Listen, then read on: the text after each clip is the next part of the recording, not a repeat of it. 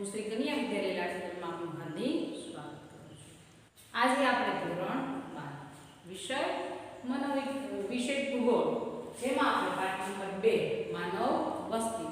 તો માનવ વસ્તી વિશે પાઠની આપણે સમજૂતી અગાઉના વિડીયો દ્વારા ભણી ગયા છીએ. આજે એમાં આપણે ભાષાકીય માળખું અને ધાર્મિક માળખું એની સમજૂતી મેળવશું.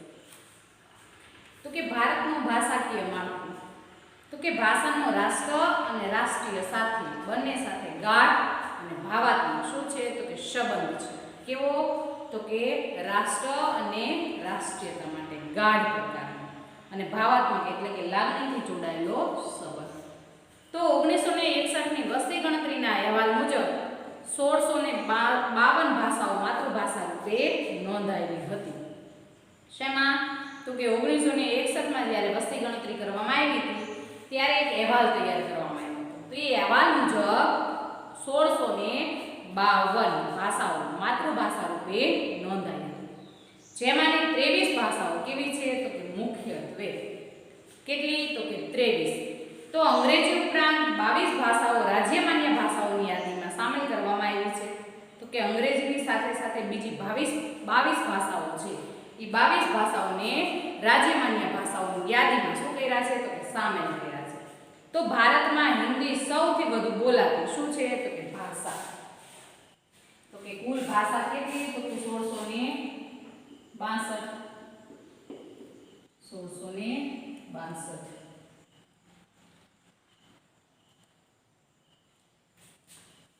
તો કે આ 1652 છે, 52 ભાષાઓ મુખ્યત્વે માતૃભાષા તરીકે શું છે તો કે નોંધાણી છે.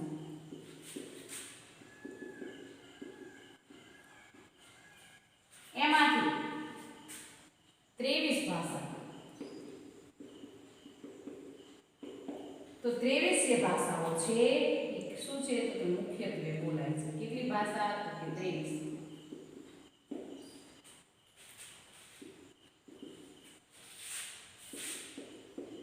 એમાં અંગ્રેજી ઉપરાંત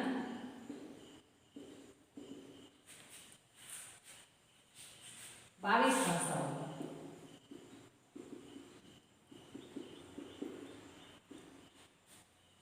રાજ્યમાન્ય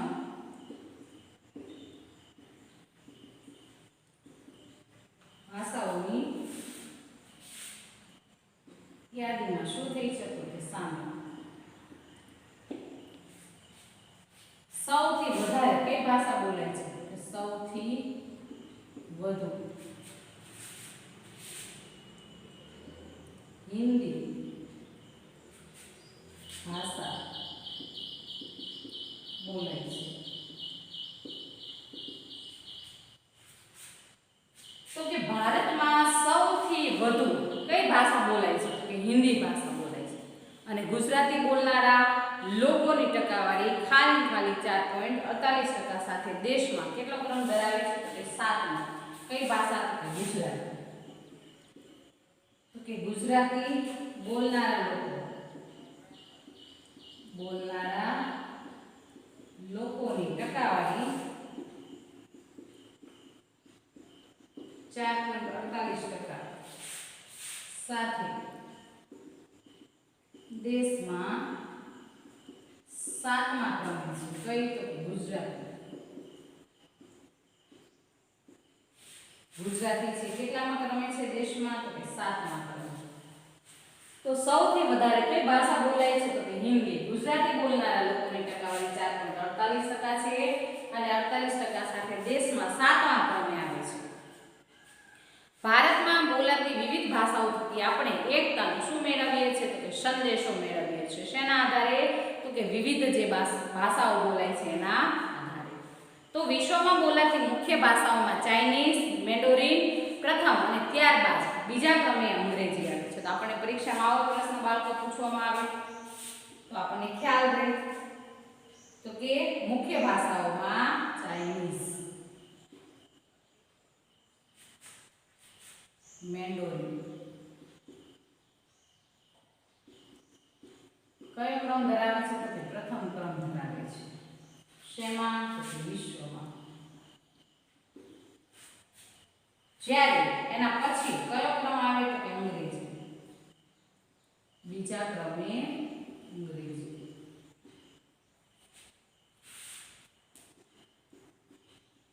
ત્રીજા ક્રમે સ્પેનિશ,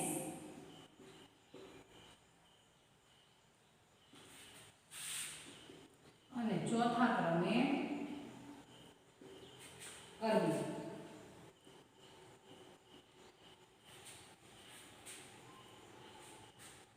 જ્યારે ભારતીય ભાષા હિન્દી અને બંગાળી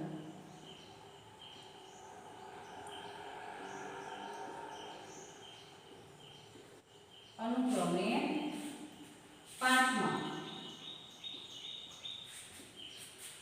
અને છઠ્ઠા સ્થાને આવે છે. કે આપણને ભાષાનું માળખું અથવા ભાષાકીય માળખું એવો ડી વિભાગમાં ઈ વિભાગમાં આપણને પ્રશ્ન પૂછવામાં આવે તો એને આ રીતે આપણે શું કરવાનું છે તો દર્શાવવાનું છે.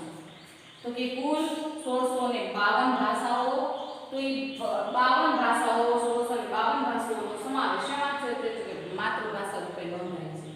ત્યાર પછી 23 ભાષાઓ છે મુખ્યત્વે બોલાય છે. તો મુખ્યત્વે બોલાતી ભાષા કેવી તો કે 23. અંગ્રેજી ઉપરાંત 22 ભાષાઓ છે જેનો રાજ્યમાન્ય ભાષાઓની યાદીમાં સામેલ કરવામાં આવી છે. જ્યારે સૌથી વધુ કઈ ભાષા બોલાય છે તો કે હિન્દી ભાષા બોલાય છે. અને ગુજરાતી બોલનાર લોકોની ટકાવારી 48% સાથે દેશમાં 7મા ક્રમે કઈ આવે છે તો કે ગુજરાતી. તો કે પ્રથમ ક્રમમાં વિશ્વમાં કઈ ભાષા આવે છે તો કે વિશ્વમાં પ્રથમ ક્રમમાં ચાઇનીઝ મેન્ડોરિયન ભાષા આવે છે. જ્યારે બીજા ક્રમે કઈ આવે છે તો કે અંગ્રેજી આવે છે. ત્રીજા ક્રમે તો કે સ્પેનિશ, ચોથા ક્રમે તો કે અરબી, અને ભારતીય ભાષા હિન્દી અને બંગાળી છે અનુક્રમે 5મા અને 6ઠા સ્થાને આવે છે.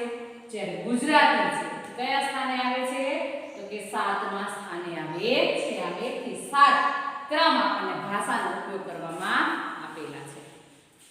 તો વિશ્વમાં બોલાતી મુખ્ય ભાષાઓમાં ચાઇનીઝ મેન્ડોરિયન પ્રથમ, ત્યારબાદ બીજા ક્રમે અંગ્રેજી ભાષા, સ્પેનિશ અને અરબી અનુક્રમે 3જા અને 4થા સ્થાને, જ્યારે ભારતીય ભાષા હિન્દી અને બંગાળી અનુક્રમે 5મા અને 6ઠા સ્થાને આવે છે. તો આવી રીતે આપણને ભાષાકીય શું દર્શાવ્યું છે માળખું. હવે આપણે ધાર્મિક માળખા વિશેની માહિતી મેળવીએ.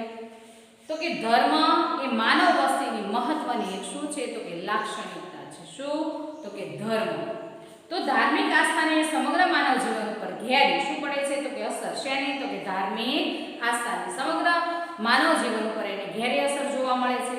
તો ભારત ભૂમિ હિન્દુ, બૌદ્ધ, જૈન, શીખ વગેરે ધર્મની શું છે જન્મદાત્રી છે. કોણ તો કે ભારત ભૂમિ. તો અહીં જરથોસ્ત્રી અને યહૂદી ધર્મ પાળનારા જે લોકો છે એની સંખ્યા અત્યંત કેવી છે તો કે ઓછી છે. ક્યાં તો કે ભારતમાં. કયો ધર્મ પાળનારની તો કે જરથોસ્ત્રી અને યહૂદી. નીચે આપણને કોઠો આપવામાં આવ્યો છે. તો કોઠાની મદદથી આપણે ભારતમાં પળાતા જે જુદા જુદા ધર્મો છે અને તેને પાળતા લોકોની સંખ્યા એ બેનો શું કરવાનો છે અભ્યાસ.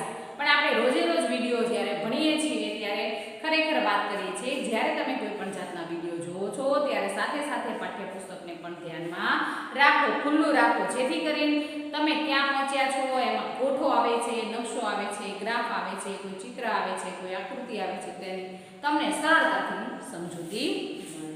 તો કે ભારતમાં પળાતા ધર્મોનું પ્રમાણ એનો આપણે શું આપ્યો છે તો કે કોઠો આપવામાં આવ્યો છે. કોઠા વિશેની આપણે શું મેળવી લઈએ તો કે સમજૂતી.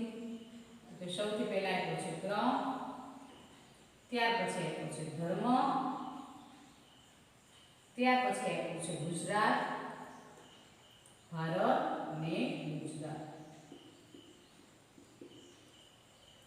તો કે કુલ ભાષા કેટલી છે તો કે 1 2 3 4 5 6 7. તો કે આવી રીતે આપણને કુલ 7 ભાષા વિશેની શું આપી છે તો કે સમજૂતી આપવામાં આવી છે કોઠા દ્વારા. તમે તમારું પાઠ્યપુસ્તક ખોલશો બાળકો એટલે તમને એક સરસ મજાનો કોઠો જોવા મળશે. તો કે સૌથી વધારે ધર્મ પાળનારનું પ્રમાણ તો કે કોણ વધારે ધર્મ પાળે છે તો કે હિન્દુ. હિન્દુ ધર્મનું પ્રમાણ ભારતમાં સૌથી વધુ જોવા મળે છે. તો કે ભારતમાં 80%.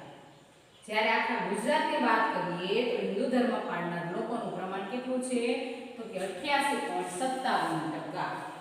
જ્યારે બીજો ધર્મ છે ઇસ્લામ, તો કે આ ઇસ્લામ ધર્મ છે એનું ભારતમાં કેટલા ટકા લોકો પાલન કરે છે તો કે 14.23% લોકો. જ્યારે આખા ગુજરાતની વાત કરીએ તો 9.67% લોકો.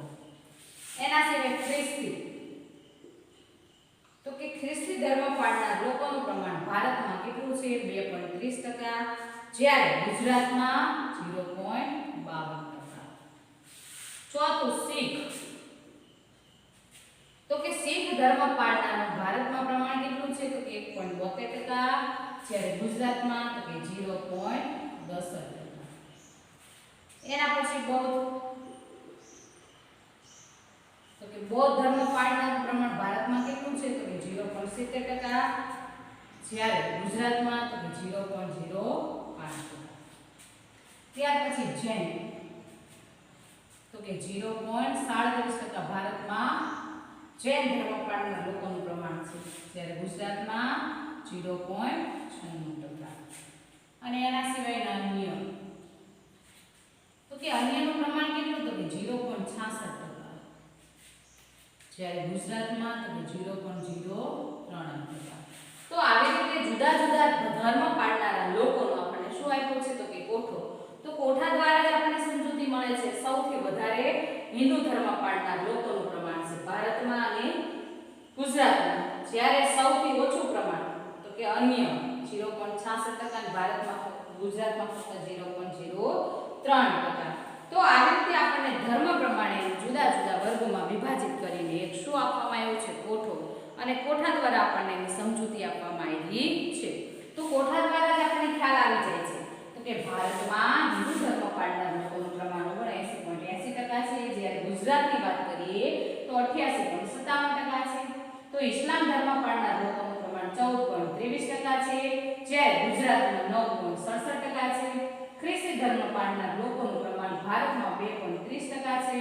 જ્યારે ગુજરાતમાં 0.52%. એવી જ રીતે શીખ ધર્મ પાળનાર લોકોનું પ્રમાણ ભારતમાં 1.72% છે. જ્યારે ગુજરાતમાં માત્ર ને માત્ર 0.10% છે. બૌદ્ધ ધર્મ પાળનાર લોકોનું પ્રમાણ 0.70% છે. જ્યારે ગુજરાતમાં 0.05% જેટલું છે. એવી જ રીતે જૈન ધર્મ, તો કે જૈન ધર્મ પાળનાર લોકોનું પ્રમાણ ભારતમાં કેટલું છે તો કે 0.37%. જ્યારે ગુજરાતમાં તો કે 0.96%. તો એના સિવાયની વાત કરીએ કે આટલા તો ધર્મ પાળનાર લોકો છે તે, પણ એના સિવાયના કોઈ બીજા ધર્મ પાળનાર લોકોનું પ્રમાણ, તો કે બીજા ધર્મ પાળનાર લોકોનું પ્રમાણ ભારતમાં 0.66% છે. જ્યારે ગુજરાતમાં ફક્ત 0.03%. તો કે આવી રીતે ખાસ કરીને આપણને ભારતીય માળખું, ભાષાકીય માળખું અને ધાર્મિક માળખું જે ધર્મ વિશેની આપણને શું આપે છે સમજૂતી આપે છે. તો પરીક્ષામાં આપણને ભાષાકીય માળખું અને ધાર્મિક માળખાની ફરજિયાત ડી વિભાગમાં કે ઈ વિભાગમાં આપણને પ્રશ્ન પૂછવામાં આવે છે. તો કે ખાસ કરીને આપણે શું લખવાનું એમાં તો કે ભારતનો રાષ્ટ્ર અને રાષ્ટ્રીયતા સાથે ગાઢ પ્રકારનો અને ભાવાત્મક શું છે તો કે સંબંધ છે. 1961 ની વસ્તી ગણતરી કરવામાં આવી તો ત્યારે એક અહેવાલ તૈયાર કરવામાં આવ્યો. તો આ અહેવાલ મુજબ 1652 લોકો કે 1652 ભાષાઓ માતૃભાષા રૂપે શું થઈ તો કે નોંધ થઈ. તો તેમાંથી તો 23 ભાષાઓનો મુખ્યત્વે આપણે બોલવામાં શું કરીએ છીએ તો ઉપયોગ કરીએ છીએ. તો કે અંગ્રેજી ઉપરાંત બીજી કેટલી ભાષા તો કે 22 ભાષાઓ. તો કે અંગ્રેજી ઉપરાંત 22 ભાષાઓ રાજ્યમાન્ય ભાષાઓની યાદીમાં સામેલ કરવામાં આવી છે.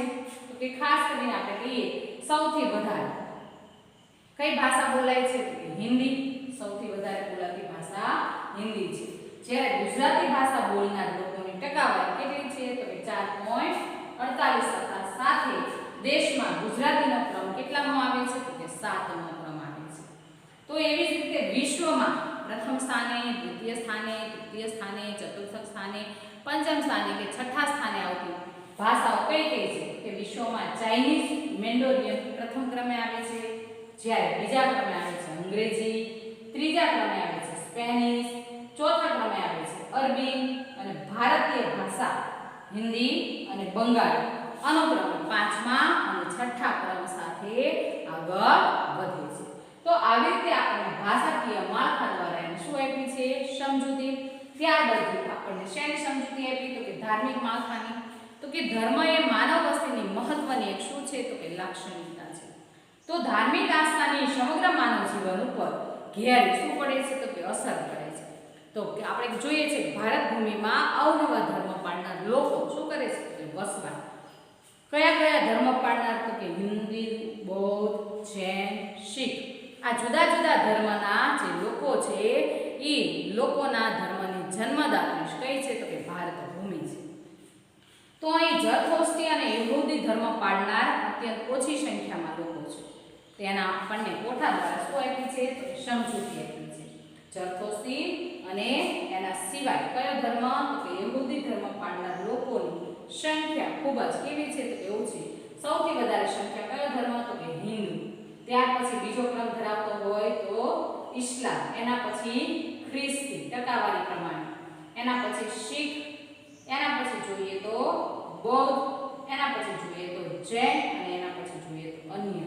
તો કે ખાસ કરીને સૌથી ઊંચું પ્રમાણ કોનું છે? તો કે હિન્દુ. ત્યાર પછી જોઈએ તો ઇસ્લામ. ઇસ્લામ પછી અહીંયા તમે જોવો છો જૈન ધર્મ પાળનાર લોકોનું પ્રમાણ કેવું છે? તો કે વધુ. તો કે અહીંયા ખ્રિસ્તી ધર્મ પાળનાર 230 છે, જ્યારે 2.30% છે, જ્યારે જૈન ધર્મ પાળનાર લોકોનું પ્રમાણ કેટલું છે? 0.37%. તો ત્રીજા ક્રમે આવે છે ખ્રિસ્તી ટકાવારી પ્રમાણે, ચોથા ક્રમે આવે છે શીખ, એના પછી 5મા ક્રમે આવે છે બૌદ્ધ, એના પછી 6ઠ્ઠા ક્રમે આવે છે જૈન અને એના પછી અન્ય ધર્મ પાળનાર લોકોનું શું છે? પ્રમાણ. તો આવી રીતે ટકાવારીની દ્રષ્ટિએ પણ આપણે ધાર્મિક માળખા દ્વારા શું મેળવી? તો સમજૂતી. તો અહીંયા બાળકો